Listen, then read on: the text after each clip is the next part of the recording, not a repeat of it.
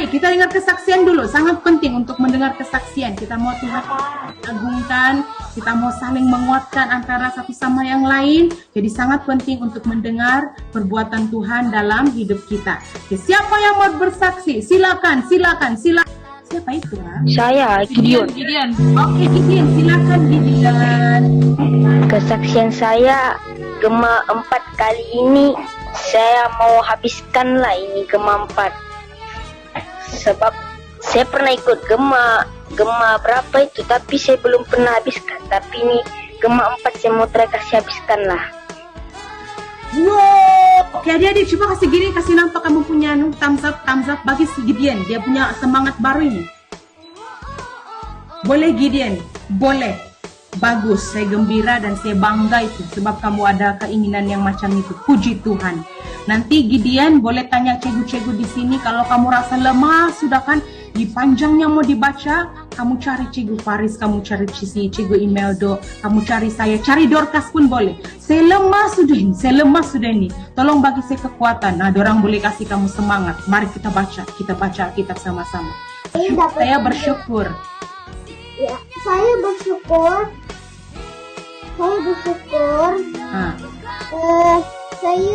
Saya gembira Petunggalang. Hari ini saya sekolah betul-betul. Apa itu saya rindu kawan-kawan di sekolah. Di sekolah ada banyak kawan. Hebat, puji Tuhan. Coba tengok tanganmu dulu, kasih bukti dulu, Bah. Bukti tangan gelang sudah potong. Wow. Puji Tuhan, Stasia sudah potong gelang. Dia sudah bebas daripada COVID-19. Nah, kau menang, Mbak ini. Daniel, oke Daniel silakan Daniel. Hari ini saya bersaksi, saya bersyukur kepada Tuhan karena Tuhan masih memberi kita kesempatan sehingga hari ini, dan Tuhan selalu bersama kita semua. Tuhan selalu memberkati kita semua. Dan puji Tuhan juga kita masih dapat berjumpa hari ini. Puji Tuhan. Wah, dia punya kesaksian sangat simpel, tapi bersyukur kepada Tuhan karena dapat berjumpa bersama. Terima kasih Daniel, ya betul, kita dapat berjumpa semuanya karena anugerah Tuhan. Saya sudah pergi sekolah, bawa air. Cikgu ada bagi stiker. Saya berdoa saya mengurangi COVID. Kalau gitu balik kampung. Puji Tuhan.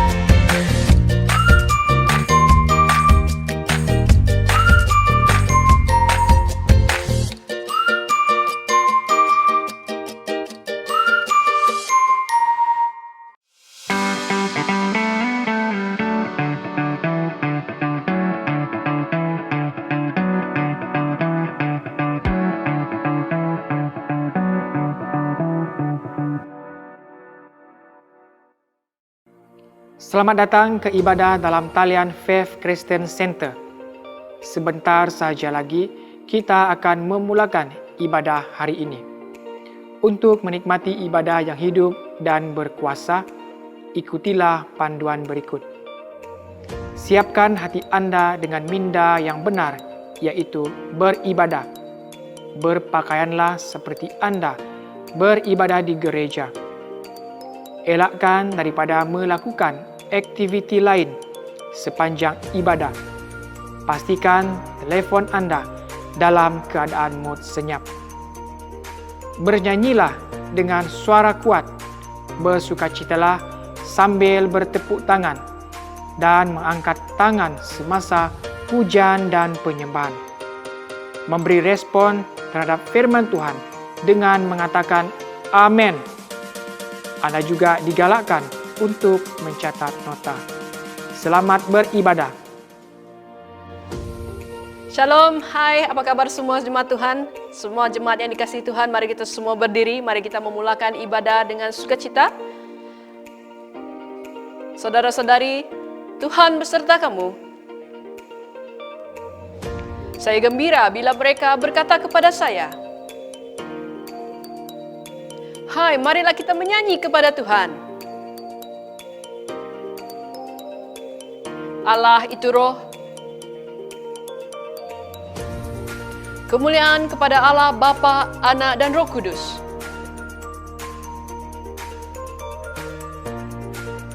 Mari kita berdoa untuk kesucian bersama-sama.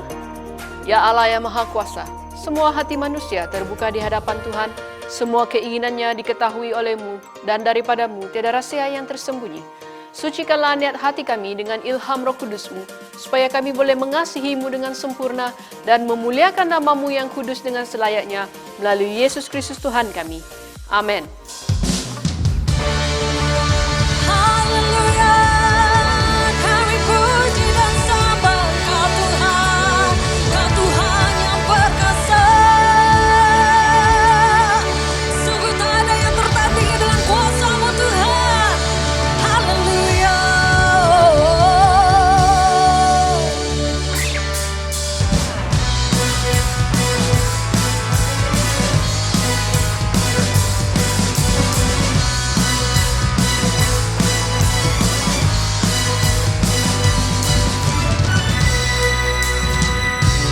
Siapa kau bandingkan perbuatannya yang heran?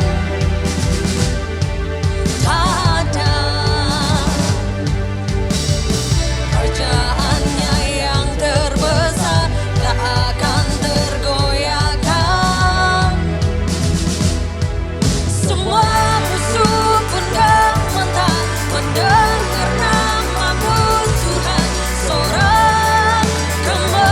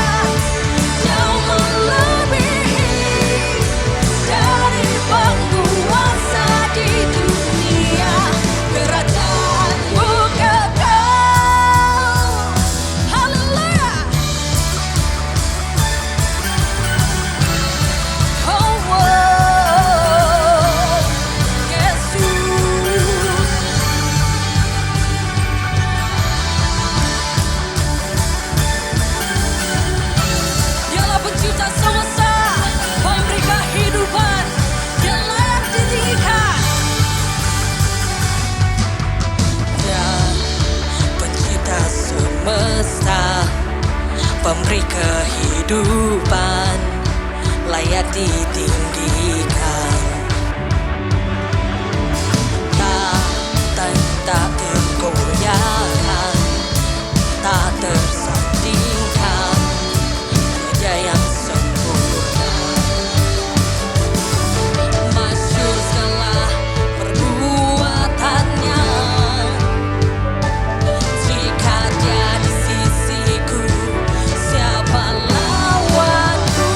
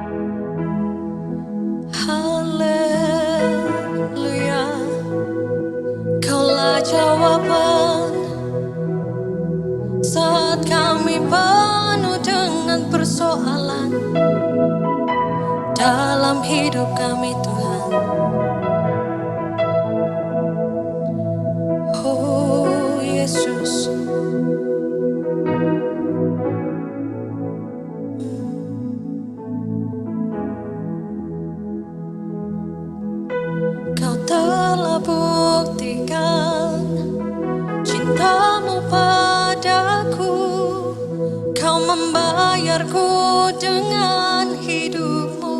Ku bersyukur yang ada padaku, semuanya milikmu.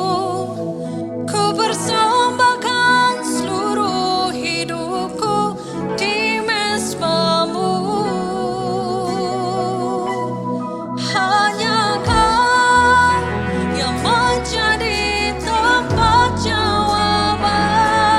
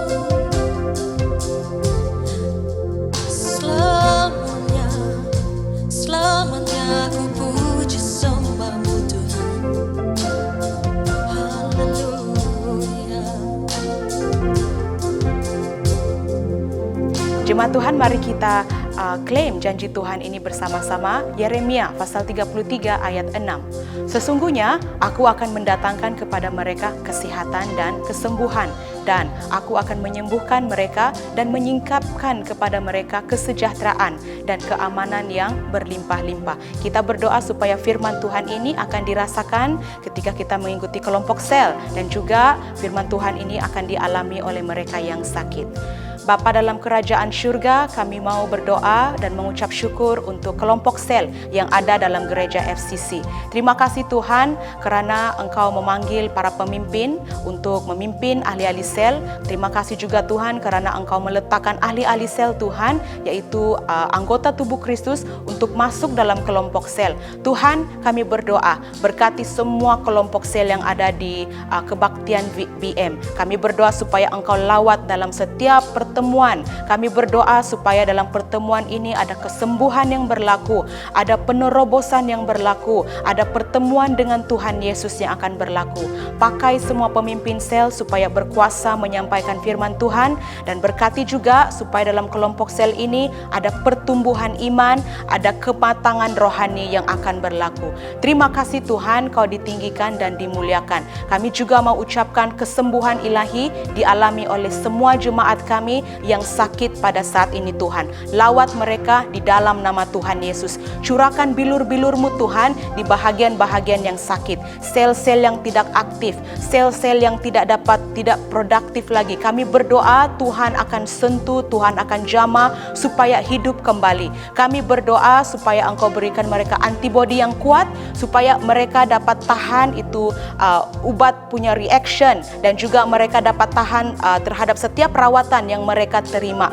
Tuhan, saya berdoa jemaat kami yang ada di hospital saat ini Tuhan, Kau berkati supaya mereka dapat pulang segera jumpa keluarga mereka, dan kami berdoa yang masih menderita Tuhan jamah. Berkati juga keluarga-keluarga yang menunggu ahli keluarga mereka sembuh. Kami berdoa supaya masa ini mereka belajar untuk berharap, bersandar kepada Engkau Tuhan. Engkaulah penyembuh kami, Yesus Kristus. Terima kasih Tuhan, kami serahkan kelompok sel kami dan juga jemaat kami yang sakit ke dalam tangan Tuhan. Di dalam nama Yesus kami berdoa dan bersyukur. Amin.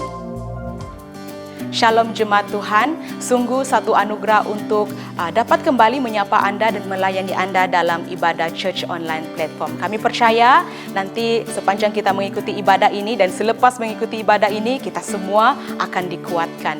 Kami ingin menyambut kawan-kawan baru dan juga pelawat yang mengikuti ibadah kami hari ini. Saya mengundang Anda untuk memperkenalkan diri Anda di ruangan public chat kami. Kawan-kawan saya akan melayani Anda. Dan berikan kami juga peluang untuk berkenalan dengan Anda. Apa yang boleh Anda buat ialah isikan, tekan kotak kali pertama mengikuti ibadah, dan seterusnya Anda isi borang keratan komunikasi supaya kami boleh salurkan Anda ke kelompok sel yang sangat aktif dalam gereja kami. Kelompok sel di tempat ini di mana Anda boleh bertumbuh, Anda boleh mengenali Tuhan, dan juga kita belajar untuk membaca firman Tuhan dan berdoa bersama-sama. Puji Tuhan dan tahniah kepada saudara Elovisius dan juga Silviana yang sudah mengambil langkah iman, menyerahkan anak mereka untuk dibaptis, yaitu adik Yona Sarah Saira pada 30 Oktober semalam. Kita mau terus berdoa untuk ibu bapa ini supaya mereka menjadi ibu bapa yang mendidik anak-anak mereka takut kepada Tuhan. Pengumuman perkahwinan di antara Encik Michael Kaulion dan juga Cik Filin Panjang. Sesiapa yang mengetahui sebab mereka tidak boleh disatukan dalam nikah kudus ini, sila nyatakan kepada padri. Ini adalah pengumuman yang pertama. Jemaat Tuhan, Diosis akan mengadakan satu konferensi doa Diosis pada 5 hingga 6 November. Kami mendorong Anda untuk mendaftar supaya kita boleh dikuatkan, supaya kita boleh belajar untuk membina mazbah doa kita. Bagaimana caranya? Sila berhubung dengan pemimpin sel Anda. 2 Korintus pasal 9 ayat 7. Hendaklah masing-masing memberikan menurut kerelaan hatinya. Jangan sedih hati atau kerana paksaan. Sebab Allah mengasihi orang yang memberi dengan sukacita. Jemaat Tuhan, mari kita datang ke hadirat Tuhan, kita bawa persembahan, persepuluhan kita dengan rasa yang sangat gembira, yakin bahwa Tuhan akan mencukupkan keperluan kita. Berilah yang terbaik.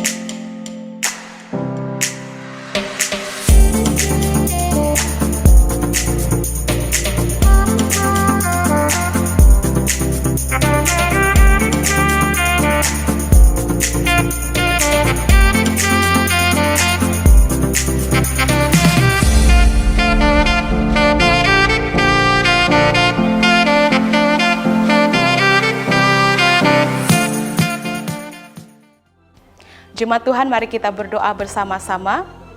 Tuhan, Engkau besar dan berkuasa, mulia, indah, serta agung. Segala yang di langit dan di bumi ialah milik-Mu, segala sesuatu adalah pemberian daripadamu. Kami ini hanya memulangkan kepadamu apa yang sememangnya milik-Mu. Amin. Mari kita mendengarkan firman Tuhan yang pertama dan yang kedua, dan seterusnya kita mendengar firman Tuhan. Pembacaan firman Tuhan diambil daripada Pengkhotbah pasal 3 ayat 16 hingga pasal 4 ayat 3. Pengkhotbah pasal 3 ayat 16. Kulihat juga bahwa di bawah matahari di tempat pengadilan pun ada kejahatan, dan di tempat kebenaran pun ada kefasikan. Berkatalah aku dalam hati bahwa Allah akan mengadili orang yang benar dan orang yang fasik, karena segala hal dan segala pekerjaan ada waktunya. Berkata aku lagi dalam hati tentang anak-anak manusia, bahwa Allah memang menguji mereka agar mereka sedar betapa mereka sekadar seperti haiwan. Nasib anak-anak manusia memang sama dengan nasib haiwan, dan peristiwa yang sama menimpa kedua-duanya. Sebagaimana yang satu mati, begitu jua halnya dengan yang lagi satu. Kedua-duanya sama-sama bernafas, maka tiada kelebihan manusia berbanding dengan haiwan, karena segala-galanya hanya kesia-siaan. Kedua-duanya menuju tempat yang sama, kedua-duanya berasal daripada debu, dan kedua-duanya kelak kembali menjadi debu. Siapakah yang mengetahui sama ada roh manusia naik ke atas dan roh haiwan turun ke dalam bumi? Maka kulihat bahwa tiada yang lebih baik bagi manusia selain bergembira menjalankan usahanya, karena itu bagian untuknya. Siapakah yang akan memperlihatkan kepadanya apa yang bakal terjadi sesudah dia tiada lagi? Lalu aku melihat semula segala bentuk penindasan yang dilakukan di bawah matahari. Inilah yang aku lihat. Air mata orang yang tertindas, dan tiada sesiapa pun yang menyenangkan hati mereka. Kuasa ada pada pihak penindas, walhal mereka yang tertindas, tiada sesiapa yang menyenangkan hati mereka. maka aku menganggap orang yang sudah mati lebih berbahagia daripada orang yang masih hidup sehingga kini.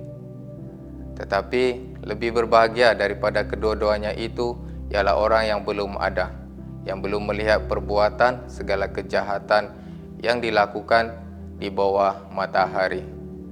Demikianlah firman Tuhan.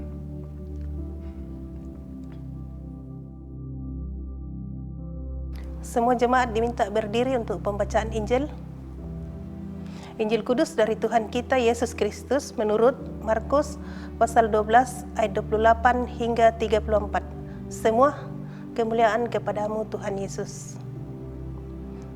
Markus pasal 12 ayat 28. Seorang ahli Taurat datang mendengar mereka bersoal jawab. Dia menyadari bahwa Yesus telah menjawab dengan baik.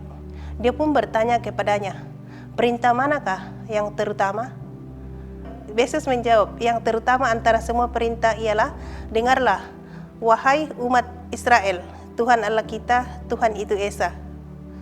Kasihilah Tuhan Allahmu dengan sepenuh hatimu, dengan sepenuh jiwamu, dengan sepenuh pikiranmu, dan dengan sepenuh kekuatanmu. Inilah perintah yang terutama. Perintah yang kedua ialah, kasihilah sesamamu manusia, seperti kamu mengasihi dirimu sendiri. Tiada perintah lain yang lebih utama daripada dua perintah ini." Ahli Taurat itu berkata kepada Yesus, "Sungguh baik jawaban guru. Kata-kata engkau itu benar, karena Allah itu Esa, tiada yang lain daripadanya.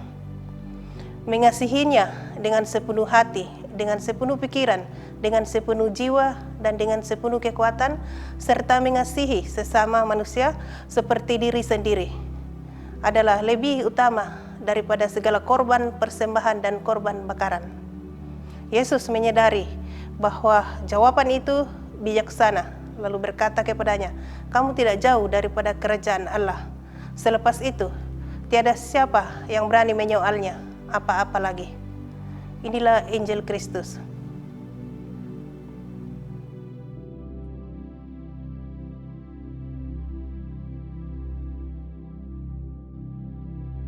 Shalom semua, mari kita berdoa bersama-sama.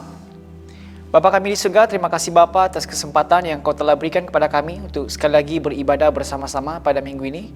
Tuhan, saya menyerahkan Bapa untuk setiap kami mendengar, supaya jadikan kami Tuhan seperti tanah yang subur, hati kami seperti tanah yang subur ketika benih-benih firman Tuhan jatuh, ianya berakar, bertumbuh dan berbuah dengan lebat.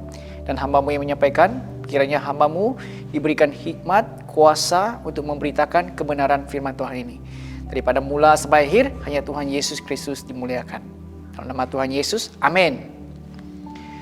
Kita sudah melihat sebelum ini bahwa semua yang dicari dan dikejar oleh manusia dunia ini seperti menjaring angin ataupun sia-sia tanpa adanya Tuhan. Pengkhotbah sudah mencari pelbagai cara apakah makna dalam hidup ini, namun saudara-saudari semuanya sia-sia. Nah, hidup ini hanya akan bermakna dengan adanya perhubungan kita dengan Tuhan Yesus Kristus. Nah, dalam petikan minggu ini, Pengkhotbah pasal 3 ayat 16 hingga pasal 4 ayat 3, kita akan melihat realiti ataupun hakikat kehidupan manusia di dunia ini. Dan hakikat kehidupan kita itu tidaklah sama dengan drama-drama Korea, ya. Tetapi hakikat kehidupan kita kadang-kala sukar untuk diterima, namun kita terpaksa untuk menerimanya. Saya berharap selesai khotbah ini kita bersama-sama belajar bagaimana untuk meresponi dengan benar hakikat kehidupan yang kita alami setiap hari. Nah, hakikat yang pertama yang kita mau lihat bersama-sama yaitu kejahatan di tempat tinggi. Pengkhotbah pasal ketiga ayat 16 mengatakan bahwa kulihat juga bahwa di bawah matahari, di tempat pengadilan pun ada kejahatan, dan di tempat kebenaran pun ada kefasikan. Nah, pernahkah Anda diperlakukan dengan tidak adil? Ya, Anda boleh type. Pernah dengar orang berkata, ini tidak adil? Atau saya dilayani dengan tidak adil? Pernah? Nah, malahan ada orang juga berkata, Tuhan tidak adil kepada saya. Kalau Tuhan benar-benar adil, mengapa orang jahat tidak dihukum? Tetapi orang baik pula dihukum. Mungkin ada persoalan-persoalan yang kita alami. Ataupun mengapa orang jahat tidak pernah menerima hukuman dari Tuhan. Nah, dalam ayat 16 hingga 22 ini, Pengkhotbah telah membahas tentang ketidakadilan. Malahan dalam ayat yang ke-16, pengkhotbah sudah mengatakan bahwa di tempat pengadilan pun, selagi tempat itu di dunia ini, ada kejahatan atau ada ketidakadilan. Manusia berusaha dan berjuang untuk membangun tempat-tempat keadilan dalam dunia ini. Di dunia ini, di dunia ini saudara-saudari, ditubuhkan daripada mahkamah peringkat kampung yang mempertahankan keadilan, hinggalah kepada mahkamah keadilan antarabangsa. Pengkhotbah ini ingin menyampaikan bahwa mahkamah keadilan ini seharusnya menegakkan keadilan. Tetapi pelakunya tetap manusia berdosa. Ini memperlihatkan hakikat bahwa tidak ada keadilan yang sempurna di dunia ini. Kalau kita melihat di dunia ini, kita hari ini, kita dapat melihat bahwa banyak kes-kes di mana orang yang sepatutnya bertanggung jawab menegakkan undang-undang seperti hakim, mereka pula yang terlibat dalam kes-kes rasuah. Nah, disebabkan oleh rasuah inilah wujudnya ketidakadilan. Orang yang dirasuah membebaskan penjenayah atau paling tidak diberikan hukuman ringan dan tidak setimpal dengan hukuman yang sepatutnya. Nah, kenapa terjadi sedemikian? Karena hakim itu sendiri atau yang membuat pengadilan itu sendiri telah mengambil rasuah. Itulah sebabnya pengkhotbah ini juga mengatakan bahwa di dunia ini sampai bila-bila pun tidak ada tempat yang boleh kita memberikan, tempat kita bergantung untuk mendapatkan keadilan yang sempurna. Keadilan yang sempurna itu hanya kita boleh dapati, kita peroleh daripada Tuhan. Karena Tuhan itu adalah yang sempurna dan Tuhan itu adalah, sifat Tuhan itu adalah adil. Nah, segala keputusan pengadilan Allah tidak dapat dipengaruhi oleh manusia. Keputusan yang dilakukan juga tidak boleh diubah oleh manusia. Keputusan Allah di dalam pengadilan adalah ya dan amin. Maksudnya tepat, kan? Dan tidak salah kita meminta keadilan kepada sesama manusia, itu tidak salah. Tetapi yang salah adalah ketika manusia mengharapkan keadilan yang sempurna dari manusia dan bergantung sepenuhnya kepada keadilan yang diberikan oleh manusia. Mengapa ini salah? Karena manusia yang mengadili adalah sama-sama seperti manusia yang diadili, yaitu manusia yang berdosa, yang keputusannya tidak konsisten kadang-kala. Nah, apa yang kita lakukan sebagai orang-orang percaya, anak-anak Tuhan, adalah kita, kalau kita merasa tidak diadili, kan, kita merasa tidak adil untuk kita harus mengharapkan keadilan dari Tuhan yang maha adil dan juga yang sempurna. Nah, di ayat 18, berkata aku lagi dalam hati tentang anak-anak manusia, bahwa Allah memang menguji mereka agar mereka sedar betapa mereka sekedar seperti hewan. Pengkhotbah menjawab pertanyaan, kenapa ketidakadilan itu terjadi? Mengapa Tuhan mengizinkan ketidakadilan terjadi? Nah, saudara-saudari, Tuhan mengizinkan ketidakadilan terus terjadi supaya manusia boleh membezakan antara keadilan dunia dan juga keadilan yang Tuhan berikan. Biasanya manusia atau kita semua ya, berharap ketika kita diperlakukan dengan tidak adil, orang itu yang memperlakukan kita tidak adil itu, kita mau supaya dia terus dihukum. Betulkah? Namun Tuhan tidak seperti itu. Tuhan sengaja membiarkan kita mengalami ketidakadilan supaya manusia bergumul dan berharap kepada Tuhan dan memohon kepada Tuhan. Ini juga akan memberi kesadaran kepada manusia bahwa tanpa Tuhan, manusia sekadar seperti haiwan yang tiada pengharapan masa depan yang lebih baik. Ketamakan dan pelaku rasuah yang menafikan keadilan sosial adalah perosak kepada sifat semula jadi manusia. Itulah sebabnya pengkhotbah mengatakan bahwa manusia itu sekadar seperti haiwan. Kemudian dalam ayat 19 hingga 22, pengkhotbah telah memperlihatkan kepada kita tentang hakikat bahwa manusia dan haiwan itu mempunyai kesamaan ketika kita hidup di dunia ini. beberapa persamaan antara manusia dan hewan ini kita boleh lihat melalui pendekatan bahwa manusia dilahirkan dan hewan juga dilahirkan. Manusia berjuang untuk memenuhi keperluan hidupnya, hewan juga sama. Hewan juga mencari makan setiap hari. Manusia juga mati, binatang juga mengalami kematian. Manusia menghirup udara untuk bernafas. Hewan juga bernafas dan menghirup udara yang dihirup oleh kita manusia. Manusia menjadi debu, binatang juga menjadi debu. Kembali ke tanah, sama-sama kembali ke tanah. Kita semuanya sama-sama kembali ke tanah. Hanya perbezaan antara manusia dengan hewan adalah hala tuju kemana roh mereka akan pergi. Bagi orang yang percaya kepada Tuhan Yesus Kristus, sudah tentu rohnya akan kembali kepada Tuhan dan bersama-sama dengan Tuhan Yesus. Manakala roh hewan akan lenyap begitu saja, seperti lilin yang dipadamkan. Manusia dan ciptaan-ciptaan lain ataupun haiwan lain ketika hidup di dunia ini sebenarnya apa yang kita mau lihat ialah kita sebenarnya sama. Sama-sama mengalami pergumulan dan perjuangan untuk hidup. Namun Tuhan memberikan fokus, Tuhan memberikan perhatian sepenuhnya dan Tuhan begitu peduli kepada manusia dan Tuhan juga peduli kepada kita sebagai anak-anaknya. Ayat 22 adalah kesimpulan daripada pasal yang ketiga. Ini merupakan hakikat supaya kita menikmati hasil pekerjaan kita, sungguh pun di dalam kesukaran, sungguh pun kita diperlakukan dengan tidak adil. Dikatakan bahwa Pengkhotbah pasal 3 ayat 32 dikatakan bahwa maka kulihat bahwa tiada yang lebih baik bagi manusia selain bergembira menjalankan usahanya. Karena itu bahagian untuknya. Siapakah yang memperlihatkan kepadanya apa yang bakal terjadi sesudah dia tiada lagi. Nah, di sini pengkhotbah memberikan dorongan supaya kita yang merasa diperlakukan dengan tidak adil di dunia ini menikmati hidup ini, Memang kita akan berhadapan dengan pergumulan karena ketidakadilan dan sebagainya, tetapi kita nikmati sejak pergumulan itu dan kita menjalani pekerjaan kita dengan gembira dan menikmati hasil yang sudah kita kerjakan. Sebab Tuhan telah memberikan kita anugerah untuk menikmati hidup. Dan Dia juga tidak mahu kejahatan ini membuat kita tiada sukacita dan tidak menikmati anugerahnya itu. Anugerah pekerjaan dan juga anugerah hasil daripada pekerjaan kita. Dalam segala keadaan, sama ada yang baik ataupun buruk, satu hal yang kita harus ingat bahwa semuanya ini dalam tangan Tuhan.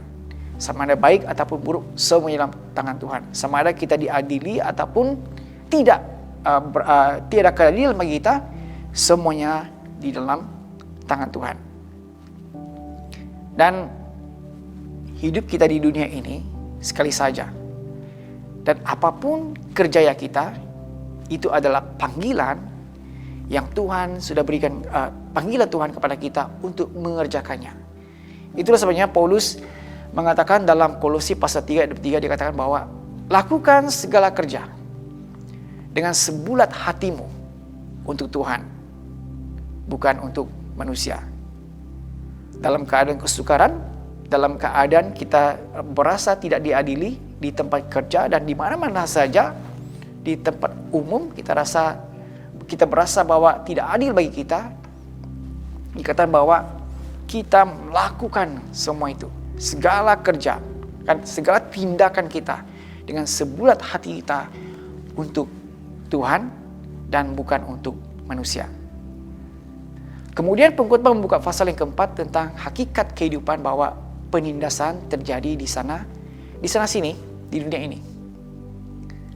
Ini adalah hakikat yang ketiga, di mana pengkhotbah sudah melihat betapa tempat-tempat untuk menegakkan keadilan, di situ pula berlaku ketidakadilan. Maka apabila tidak ada keadilan, maka terjadilah penindasan. Dalam pengkhotbah pasal 4 ayat 1 dikatakan bahwa lalu aku melihat semula segala bentuk penindasan dilakukan di bawah matahari. Inilah yang aku lihat. Air mata orang yang tertindas dan tiada siapa pun yang menyenangkan hati mereka.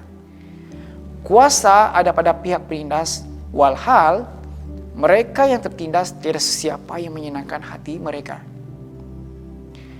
Nah, penderitaan orang-orang yang tertindas, tidak ada siapapun yang membela mereka. Tidak ada siapapun membela keadilan bagi mereka di dunia ini. Apabila kejahatan atau ketidakadilan menggantikan tempat-tempat pengadilan dan penegak kepada kebenaran, apa yang boleh kita harapkan untuk mendapat pembelaan? Tiada. Penindas semakin berkuasa, malahan penindas semakin makmur, namun orang-orang yang tertindas hanya mampu mengeluarkan air mata. Tidak dapat berbuat apa-apa. Maka pengkhotbah di ayat kedua membuat anggapan. Ini anggapannya, anggapan bahwa orang yang sudah mati lebih berbahagia daripada orang yang masih hidup. Ini anggapan. Jadi ayat ini kita harus berhati-hati. Jangan kita jadikan ayat ini bermaksud bahwa orang yang mati lebih berbahagia, kemudian kita apabila berhadapan penindasan yang berat, kita mengatakan lebih baik kita membunuh diri, lebih baik kita mati saja, karena dikatakan dalam pengkhotbah bahwa lebih baik orang yang berbahagia itu, orang yang mati itu lebih berbahagia. Tidak.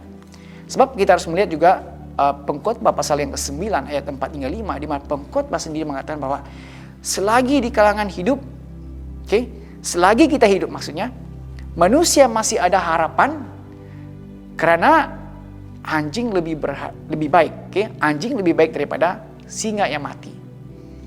Kemudian ayat ke-5, orang yang mati tidak mengetahui apa-apa lagi dan tiada upah bagi mereka, bahkan sudah lenyap kenangan terhadap mereka.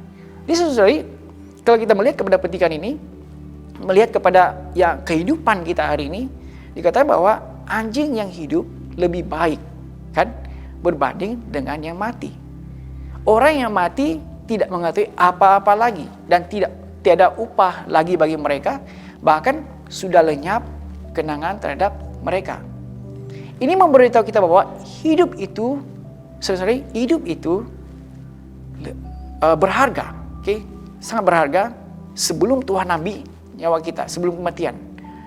Orang mati dianggap berbahagia karena tidak lagi mengalami penderitaan yang dialami di dunia ini.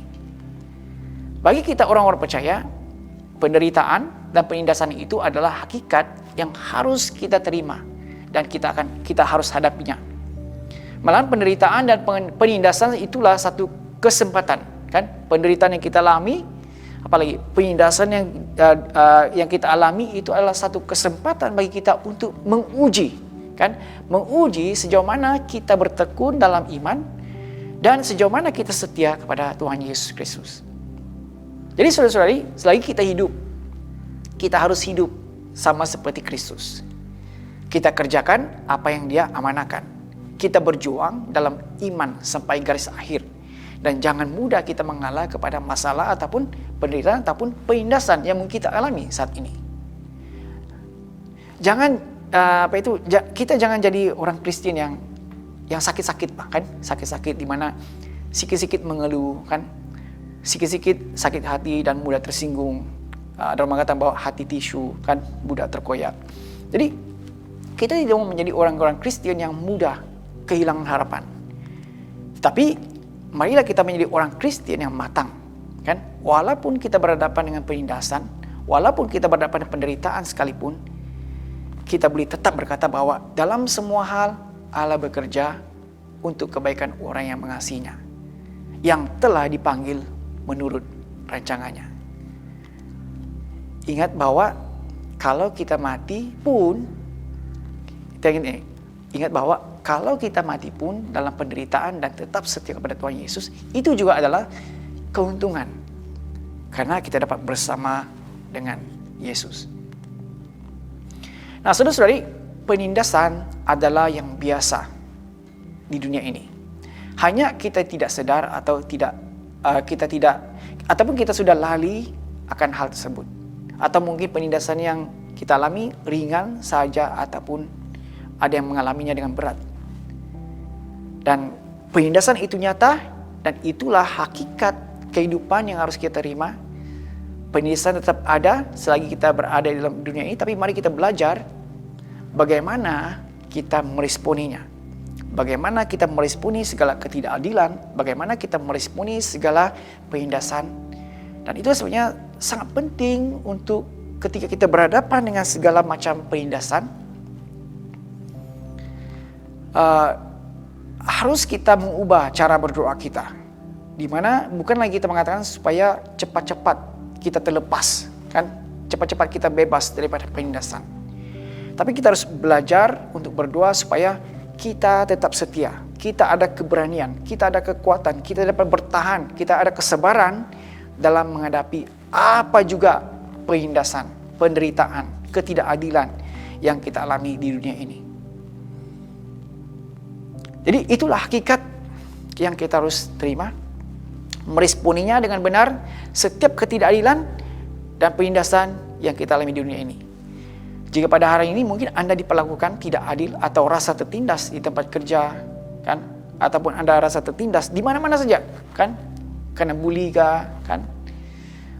Di jalan raya Anda kena bully kah, kan? Jadi pengkhotbah menyarankan kepada kita supaya nikmati saja, kan? Nikmati saja, bergembira saja dengan apa yang kita alami. Dan di tempat kerja kita nikmati saja pekerjaan yang kita lakukan. Dan kita sebagai anak-anak Tuhan, selagi kita berada di dunia ini, kita tidak boleh mengharapkan keadilan daripada dunia. Karena Tuhan yang memiliki keadilan yang sempurna. Namun keadilan yang kita minta dan ingini kepada Tuhan itu akan terjawab sesuai dengan waktunya Tuhan dan bukan waktu kita. Karena hanya Tuhan yang sempurna dan Dia tahu bila waktu yang sesuai Dia akan mengadili kita. Sebab kalau menurut kita punya waktu, boleh jadi kita akan salah dan kecewa, kan? Tetapi kalau kita menurut waktu Tuhan untuk bertindak dalam pengadilan, itu adalah waktu yang tepat dan pengkhotbah juga mengatakan bahwa indah pada waktunya. Jadi saudara, bersabarlah ketika Anda rasa tertindas dan juga rasa menderita karena ketidakadilan. Bersabarlah ketika Anda mengalami begitu banyak ketidakadilan di mana-mana saja. Tetapi terus berharap kepada Tuhan karena Tuhan itu adalah yang maha adil. Dia akan datang lagi kedua kali untuk menghakimi semua kita umat manusia. Dan kita punya mata, mari kita arahkan mata kita. Kita hidup di dunia ini menderita, mengalami ketidakadilan, tapi arahkan mata kita kepada Tuhan Yesus Kristus yang juga sudah mengalami banyak penderitaan. Namun demikian, Dia tidak pernah membela dirinya. Dia tidak pernah membela dirinya, Dia membiarkan, Dia menikmati saja. Dan itu sebabnya Dia mati di salib untuk kita. Mana tahu ketika kita menderita sama seperti Kristus, ada orang lain yang akan mengalami hidup yang baru dalam Yesus Kristus. Amin. Jadi mari kita menjadi terang dan garam dalam dunia yang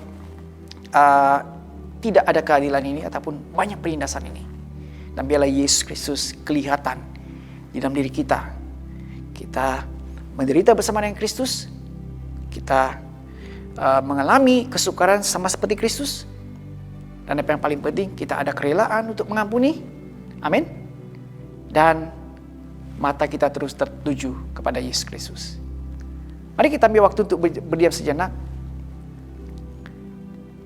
Mungkin Anda pernah diadili ataupun Anda merasa tidak adil bagi Anda di mana-mana saja, di tempat kerja, dalam keluarga dan sebagainya, bersama dengan teman-teman. Anda rasa diperlakukan dengan tidak adil ataupun Anda rasa tertindas. Mungkin Anda dibuli dan sebagainya. Langkah pertama untuk menuju kepada kemenangan dalam Tuhan, sama seperti Yesus, Dia katakan, ampunilah mereka, sebab mereka tidak tahu apa yang mereka perbuat. Jadi langkah pertama untuk kemenangan, untuk menikmati anugerah Tuhan dalam kehidupan ini, kita mengampuni mereka-mereka yang pernah menyakiti hati kita, yang melakukan ketidakadilan kepada kita, siapa-siapa saja, polis kah dan sebagainya, kan? Kita ampuni sejak mereka, kita lepaskan dan kemudian memberkati mereka. Bapa di surga Tuhan, terima kasih atas anugerah yang Kau telah berikan kepada kami. Dan Tuhan, saya berdoa Bapa untuk saudara-saudari yang mungkin berhadapan dengan ketidakadilan di tempat kerja, dalam keluarga, dalam perhubungan sesama, dan sebagai di mana-mana saja Tuhan. Tuhan Yesus, saat ini saya berdoa Bapa, kiranya Engkau memberikan mereka hati yang mudah untuk mengampuni, sama seperti Yesus Kristus yang terlebih dahulu mengampuni. Kami mau menang dalam segala macam peperangan dalam kehidupan kami. Kami tidak mau melihat kepada cara hidup dunia ini, tetapi kami mau melihat cara hidup keluarga Allah, di mana saling mengasihi, sungguh pun dibenci namun demikian tetap mengasihi. Sungguh pun diasingkan namun tetap berasa dimiliki. Dan kiranya Tuhan Yesus Kristus, kami terus menjadi terang dan garam dimanapun kami berada. Dan biarlah kami menghadapi hakikat kehidupan setiap hari dengan tetap memandang kepada Tuhan Yesus Kristus yang adalah Sang Hakim yang akan datang kembali untuk menghakimi setiap mereka, semada yang melakukan kefasikan, kejahatan, maupun juga mereka-mereka yang melakukan apa yang benar. Terima kasih Bapa, segala puji syukur, hormat bagi nama-Mu. Dalam nama Tuhan Yesus. Amin.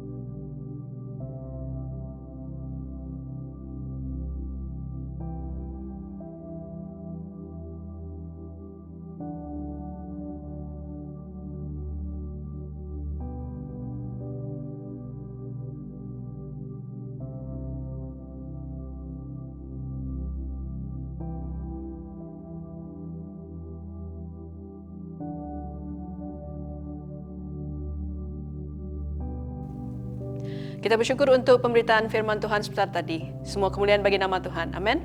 Mari kita semua berdiri. Mari kita meneguhkan iman dengan mengakui iman Naisin bersama-sama. Bersama, saya percaya kepada Allah yang Esa, Bapa yang Maha Kuasa, Pencipta langit dan bumi, yang dapat dilihat dan yang tidak dapat dilihat. Saya percaya kepada Tuhan Yesus Kristus, Anak Tunggal Allah, yang kekal diperanakan oleh Bapa, Allah daripada Allah, terang daripada terang, Allah benar daripada Allah benar. Dia diperanakan bukan dijadikan, sebab dia satu dengan Bapa. Maka segala sesuatu dijadikan olehnya, untuk kita manusia dan untuk keselamatan kita. Dia turun dari syurga dan oleh kuasa Roh Kudus. Dia dilahirkan oleh anak darah Maria dan menjadi manusia. Kerana kita, dia disalibkan semasa pemerintahan Pontius Pilatus. Dia menderita, disiksa sampai mati, lalu dikuburkan. Pada hari yang ketiga, dia bangkit pula menurut yang dinubuatkan dalam Alkitab, lalu dia naik ke syurga. Dia duduk di sebelah kanan Bapa. Dia akan datang kembali dalam kemuliaan untuk menghakimi baik orang yang masih hidup maupun orang yang sudah mati, dan kerajaannya tidak akan berkesudahan. Saya percaya kepada Roh Kudus, yaitu Tuhan dan pemberi hidup, yang datang daripada Bapa dan Anak, serta dengan Bapa dan Anak dia disembah dan dipermuliakan. Dia telah berfirman melalui nabi-nabi. Saya percaya kepada gereja sedunia yang kudus, dan daripada rasul-rasul itu, saya mengaku satu baptisan akan mendatangkan pengampunan dosa. Saya menantikan kebangkitan orang mati dan kehidupan dalam dunia yang akan datang. Amin. Jemaat sila berdiri. Mari kita menerima berkat dari Tuhan. Sentosa Allah yang melebihi pengertian manusia, memeliharakan hati dan jiwa kamu di dalam pengetahuan dan kasih Allah dan anaknya Yesus Kristus Tuhan kita. Dan berkat Allah yang Maha Kuasa, Bapa, Anak, dan Roh Kudus, beserta dengan kamu dan tinggal serta dengan kamu sampai selama-lamanya. Amin. Pergilah dengan damai sejahtera dan layanilah Tuhan. Dalam nama Kristus. Amin.